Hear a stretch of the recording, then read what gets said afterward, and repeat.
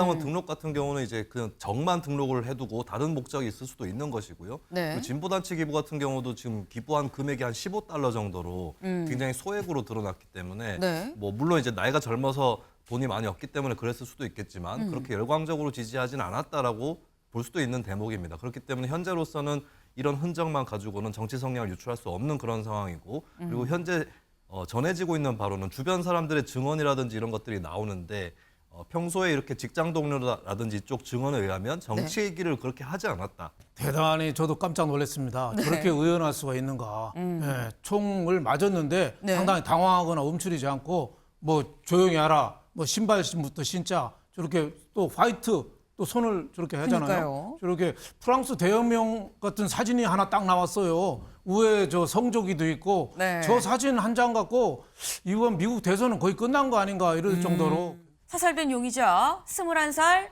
백인 남성 공화당원 등록 그런데 진보단체 기부도 네.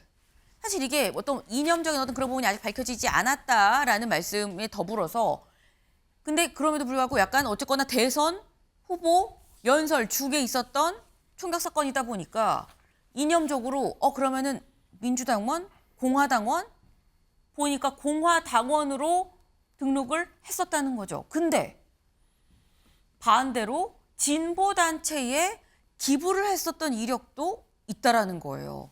근데 이걸 보면 공화당원 등록한 시기와 진보단체에 기부한 시기가 몇 달도 차이가 나지도 않습니다. 그럼 이걸 대체 김수민 위원님 어떻게 봐야 되는 겁니까? 일단은 뭐 양쪽에 다 흔적이 남아있다라고 하는 것 이거는 뭐 그 자체로 정치 성향을 유추할 수는 없다라고 봐야 될 것 같고 공화당원 등록 같은 경우는 이제 그냥 정만 등록을 해두고 다른 목적이 있을 수도 있는 것이고요. 네. 그리고 진보단체 기부 같은 경우도 지금 기부한 금액이 한 $15 정도로 굉장히 소액으로 드러났기 때문에 네. 뭐 물론 이제 나이가 젊어서 돈이 많이 없기 때문에 그랬을 수도 있겠지만 그렇게 열광적으로 지지하진 않았다라고 볼 수도 있는 대목입니다. 그렇기 때문에 현재로서는 이런 흔적만 가지고는 정치 성향을 유추할 수 없는 그런 상황이고 그리고 현재 전해지고 있는 바로는 주변 사람들의 증언이라든지 이런 것들이 나오는데 평소에 이렇게 직장 동료라든지 이쪽 증언에 의하면 정치 얘기를 그렇게 하지 않았다라고 하거든요. 그래서 평상시에 어떤 행동이라든지 이런 것들을 봤을 때 정치에 굉장히 깊이 빠져 있는 그런 네. 징후를 발견한 사람이 없었다라고 하는 점. 물론 그것도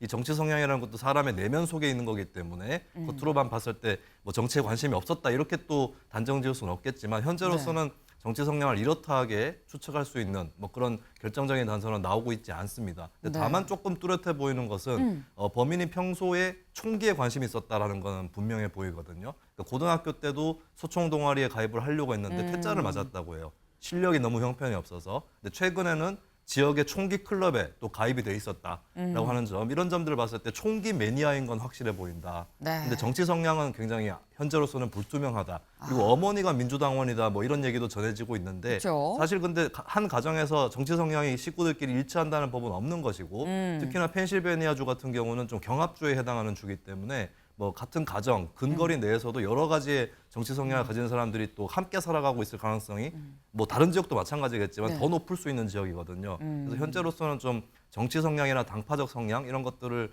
추측하기는 상당히 어렵다 이렇게 보여집니다. 네.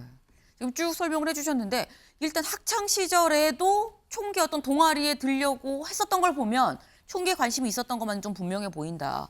근데 이 동아리에 못 들어간 이유가 실력이 너무 형편없어서 못 들어갔다고 한다면 얼마나 천만다행이냐라는 생각이 또 들어요. 아까 보셨죠. 몇 센치만 옆이었었으면 관자놀이에 관통하는 거 아니었냐라는 얘기까지도 지금 나오는 판에 실력이 없어서 다행이다라는 생각이 지금 드는데 일단 말씀은 어떤 지금 근거를 찾기가 좀 어려운 상황인데 분명한 정치 테러가 아니겠느냐라는 얘기가 지금 나오고 있는 와중에 글쎄 공화당원은 당원인데 진보단체 기부를 하고 이게 뭐 정치 성향이 어디야 잘 모르겠다라는 거죠. 근데 아마 우리나라에서도 이 생각 안 드십니까? 지난 1월이었었죠. 이재명 전 대표가 부산에서 피습을 당했었습니다. 그때 그 습격범 김 씨가 보수 정당에 가입했다가 탈퇴했다가 그래서 민주당에 가입을 최종 했었다라는 얘기가 나왔죠. 그런데 또 주변에서 뭐라고 얘기를 했느냐? 태극기 집회에 참여를 했다더라라는 얘기가 또 주변 사람들은 얘기를 했어요. 뭔가 보수 성향 아니야라는 얘기가 나왔었어요.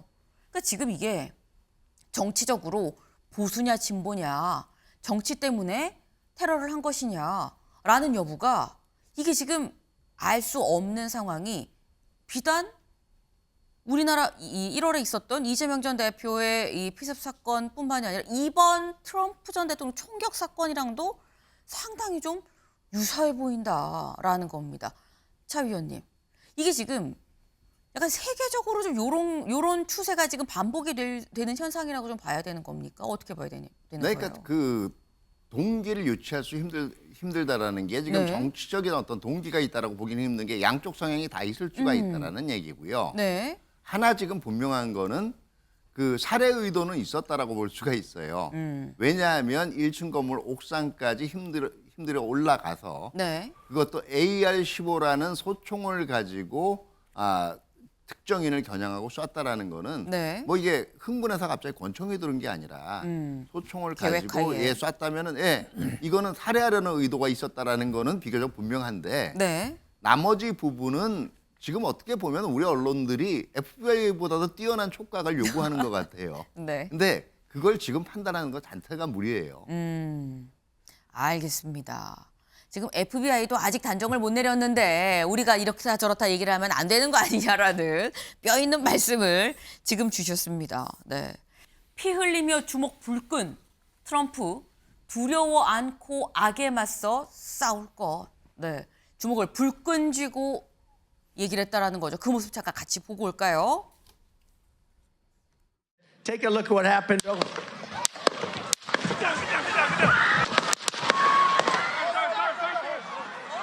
I got you, sir. I got you, sir. Let me get my shoes, sir. Hold that in your head. It's bloody. So we gotta move to the car.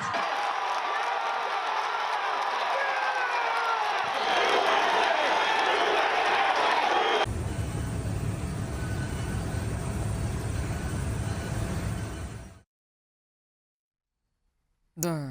근데 지금 저 모습이 윤영월 대표님. 예.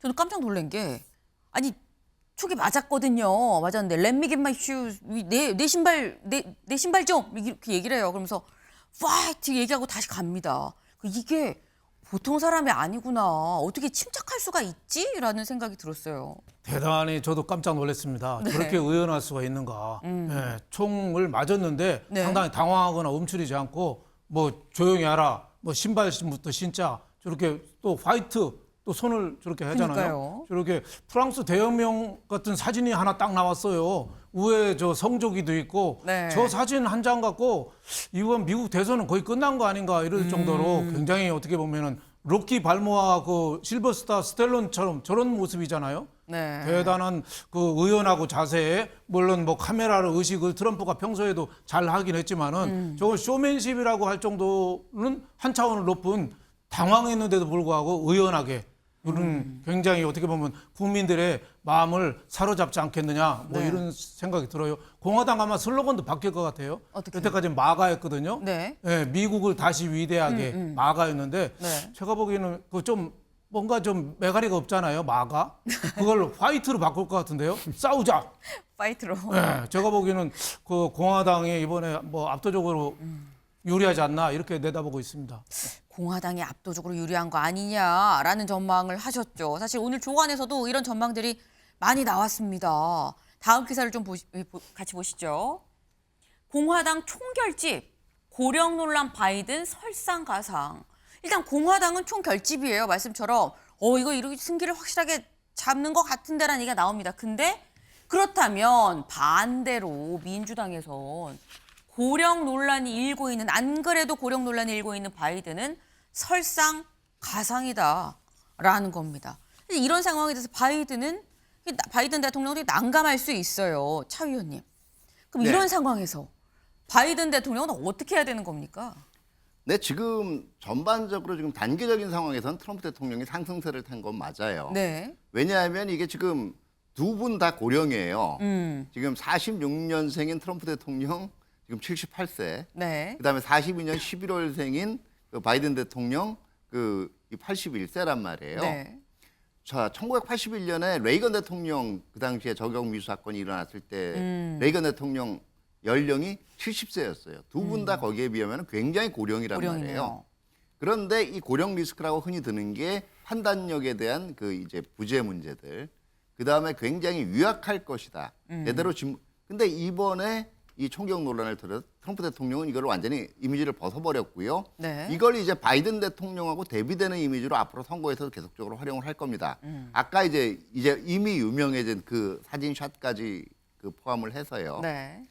그런데 이제 이게 앞으로 4개월 남은 선거 과정에서 어떻게 이슈가 부각되느냐에 또 역풍이 될 수가 있어요. 역풍이 될 수도 근본적인 있다. 지금 미국 언론에서 일부 얘기하고 있는 것이 두 가지거든요. 네. 하나가 왜 이렇게 총기 소유를 허가를 해줬느냐. 이게 총기 소유를 전통적으로 제한하는 거는 민주당의 의제였고요.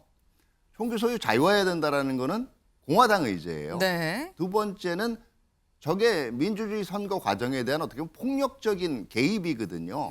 자기가 싫어하는 후보자, 뭐 동기는 아직 확실하지 않지만 네. 총을 쏠 수도 있다, 할애할 수도 있다라는 것 자체.